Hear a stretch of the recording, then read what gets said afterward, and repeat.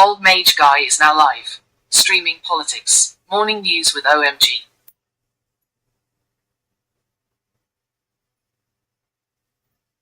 My coffee's still brewing. And I've had a pretty fucked night.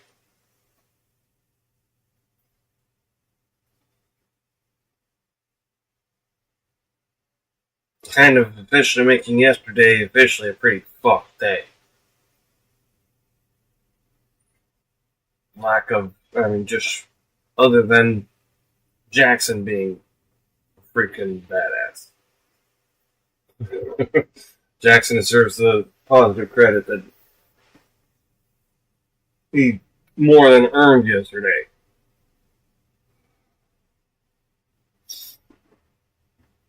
So, between YouTube and Twitch, I have had to ban 4 to 6 people in the last 24 hours. That's not common. Two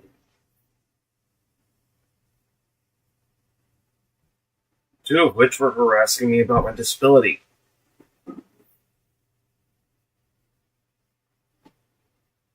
Saying, faking it.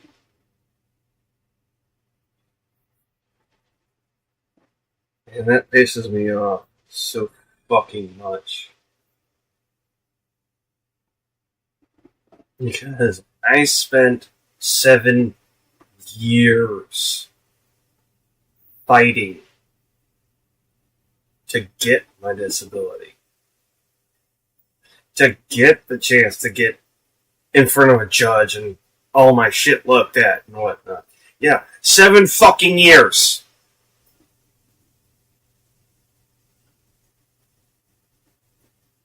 I ain't faking shit.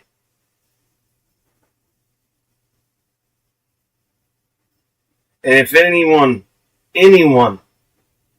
wants to try to say that I'm faking disability, they can come down here to Oregon and become paced on the sidewalk.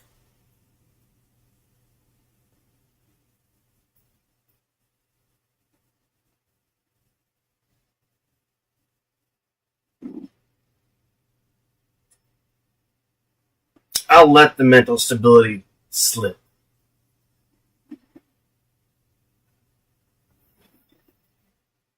Or should I say, lack thereof mental stability.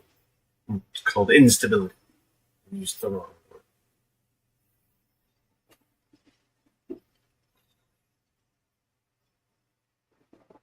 So,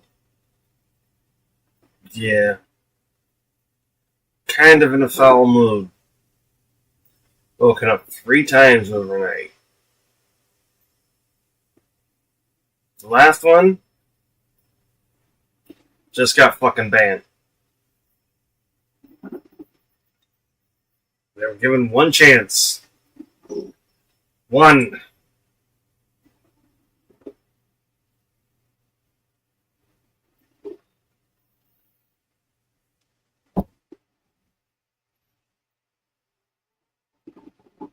Don't fuck with my sleep.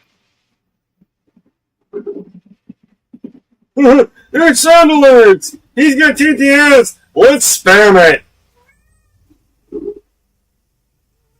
Motherfucker, is there a dollar value before that? No?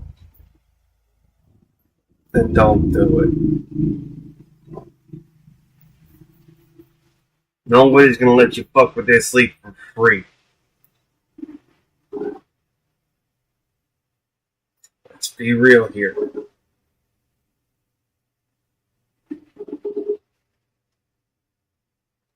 Yes, this is the level of intelligence, or lack thereof.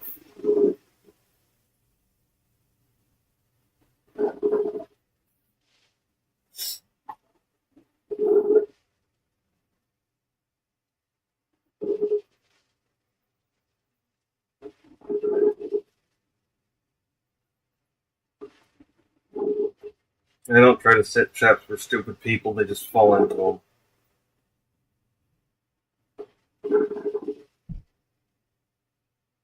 Or should I say, they just fall into my fucking good hard work. Fools themselves.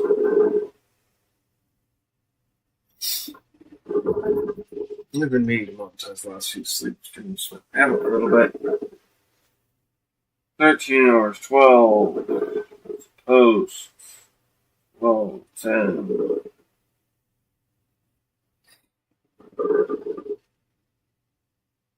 know if you need Robitussin for your cough, Advil for your aches, or Theraflu for.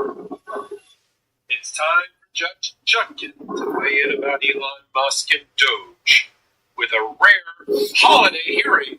I'm covering right here on the Let's Touch Network and Legal Layup on Michael Popok. Judge Chutkin, you may recall, was the judge presiding over all things Donald Trump criminal case and election interference. Now she's back because she's one of dozens of judges in the D.C. courts, D.C. federal courts, that are now responsible for about half of the lawsuits that have been filed. More than 70 lawsuits have been filed against Donald Trump's worst instincts in his administration and his executive orders, many of them about Elon Musk and Doge. What is Doge? It was the website master for the United States, but in the hands of Donald Trump and Elon Musk, it's an unconstitutional assault on our federal agencies and federal funding. Yep. States are joining together. This time, we've got a hearing involving 13 different states who have brought a case against Elon Musk and Donald Trump to stop them from dismantling federal agencies. All the federal agencies that you can think of, in particular. Particularly the ones related to labor, education, health and human services, energy, and transportation. Now, Judge Chutkin was a bit skeptical on Friday, not about the merits of the case, and I'm going to tell you about the hearing that happened today, but she was a bit skeptical about what aspect of when you're entitled to the extraordinary relief of an injunction. Many of the things we talk about now on Legal AF have to do with some sort of what we call equitable relief that you're asking a federal judge for, generally in the form of a temporary restraining order or a preliminary injunction.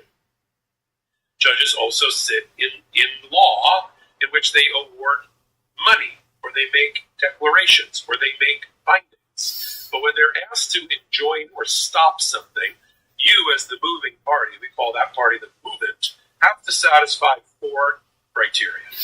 And the one that's hanging up Judge Chutkin right now, and Judge Reyes, a neighboring judge next door, who's wondering whether she has the power to enjoin something related to the inspectors general who were all fired, all comes down to the same thing. I've been doing this for 35 years, and federal judges do not have the power or jurisdiction to issue injunctions unless the party that's asked for the injunction will be irreparably harmed by the fact that the conduct is not being stopped. Irreparable harm is something where judges sort of know it when they see it. It's something that can't be compensated by money damages. You can't unscramble the egg or put the toothpaste back in the tube. It's irreparable in that way. They can't fix it at a later time if it isn't stopped now. It often goes hand in glove with another concept that's called adequate remedy in law, that they don't have. The party moving for the injunction doesn't have an adequate remedy in law. They can't be compensated with money. It doesn't help them. People will die.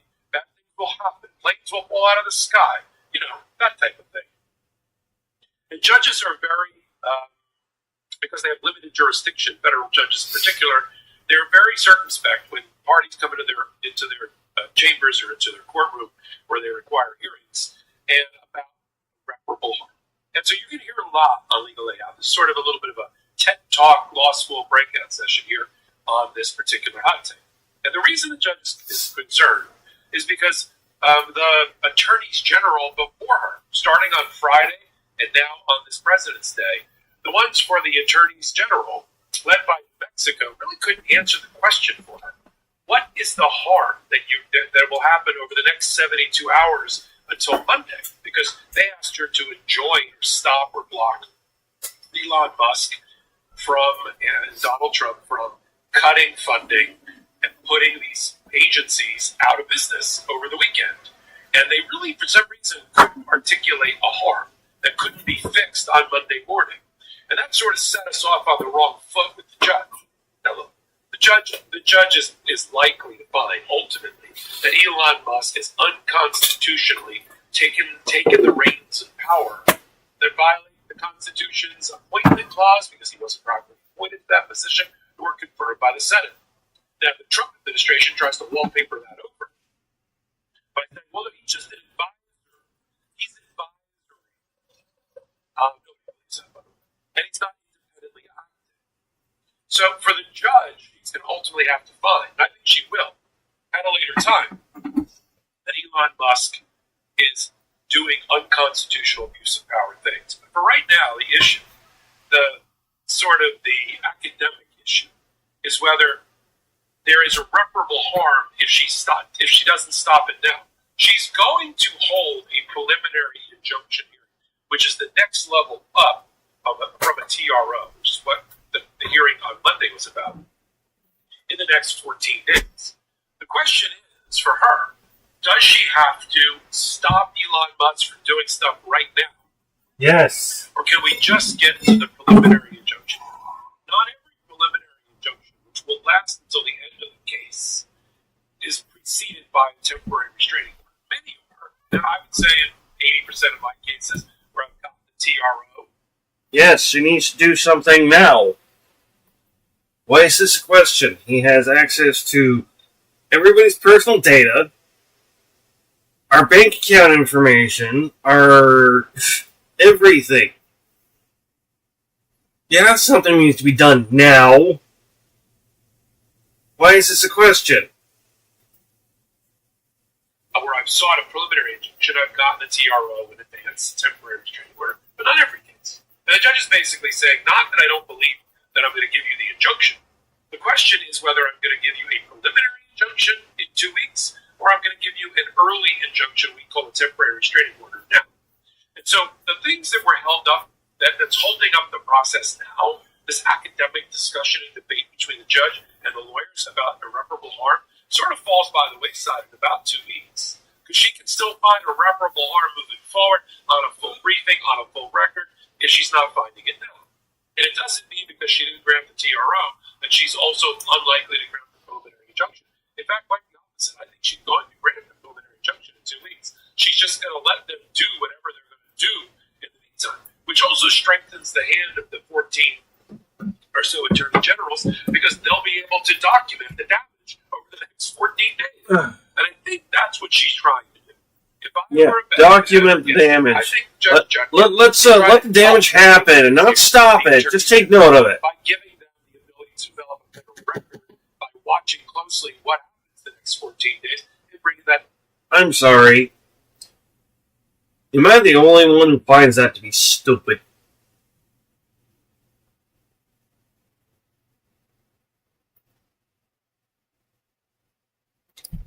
We're not going to do what we can to stop the damage that's being done. We're going to watch it and take note.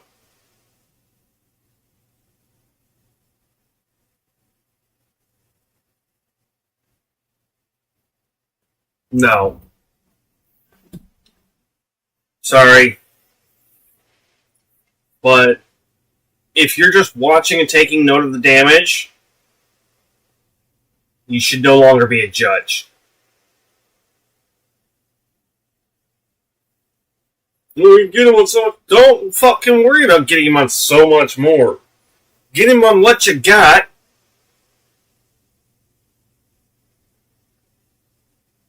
And guess what? Once that's done, the evidence for the rest of the shit will be right fucking front and center. So pull your head out of your ass, Judge.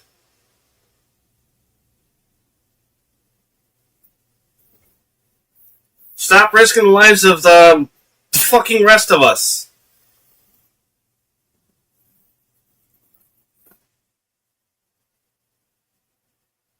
Evidence to her attention. Physio, chiropractic, and massage therapy are all great resources for when you need them. But going to these appointments every few months does not give me the ultimate results I'm looking for when it comes to my well-being.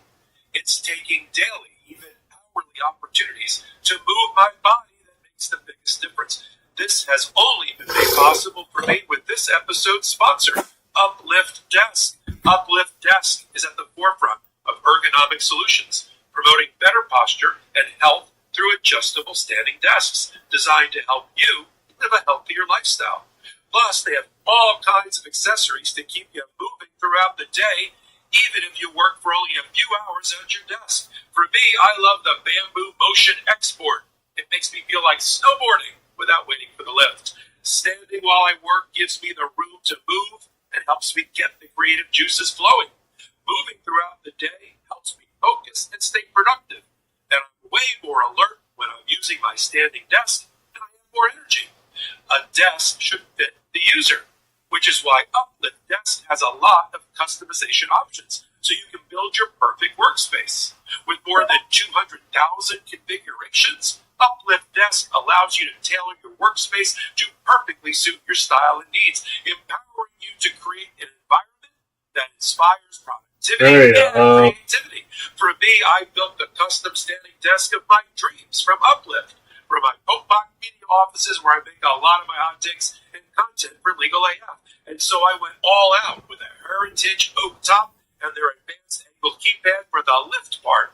Make this year yours by going to upliftdesk.com/legalaf and use our code LegalAF to get 4 free accessories, free same-day shipping, free returns, and an industry-leading 15-year warranty. Alright, I'm just gonna fucking say this now. Standing desks. I'm off the server, so you can hop off whenever. Okay, science. Thanks for letting me know.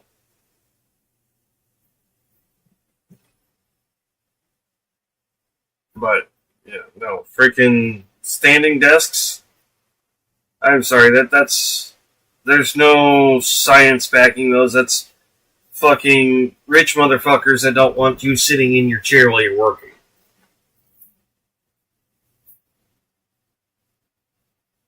That's once again slave drivers shit.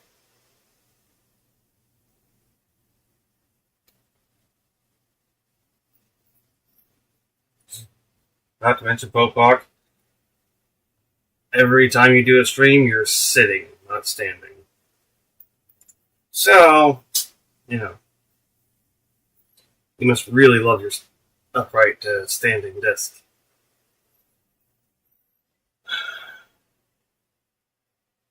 I'm sorry. Let's not lie about it. Standing desks suck.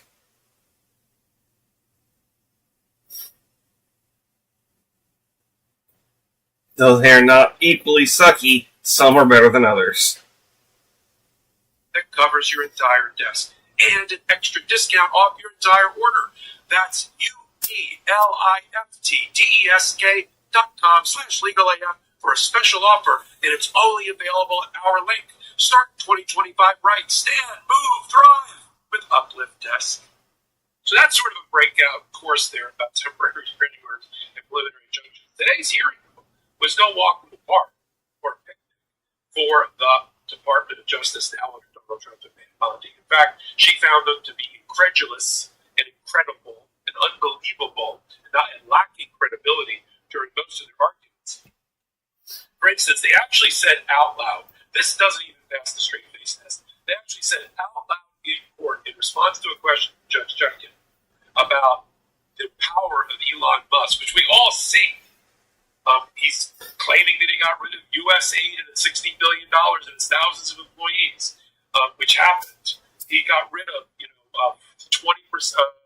10% or more of the federal workforce. These are all coming out of Elon Musk. But when the Department of Justice lawyer was asked by Chutkan about it, that lawyer said there's no evidence that Musk has any formal or actual personnel. He has a apparent or de facto authority, and he's wielding it. He's using it. I mean, the lawyer for the attorneys general said the following: he has transformed a minor position that was formerly responsible for managing government websites into a designated agent of chaos without limitation and in violation of separation of powers. Right? He's supposed to be the webmaster of America. Mm-hmm. Instead, he's this one-man wrecking crew of all things that you and I look forward to. So that was the first area where Chutkan was like, yeah, I'm not buying that. She then asked the point, but I mean, you come into court, you better be prepared to answer not even hard questions. The questions get harder from here. Here's the fundamental question that Chuck can ask the Department of Justice under Bondi and Trump. Looks like I either have an update or a router I need to reset.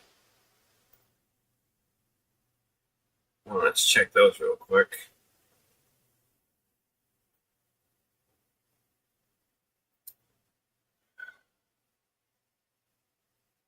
Really grown to hate Windows.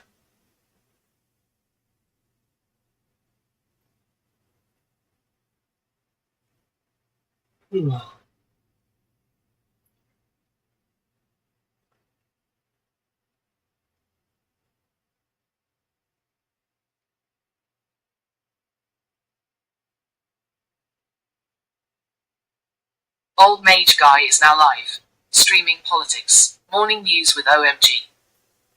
Yeah, I know. I'm having connection issues.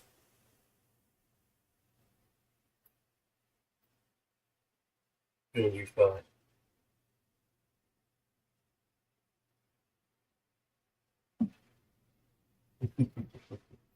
She said yes, I thought that's fine.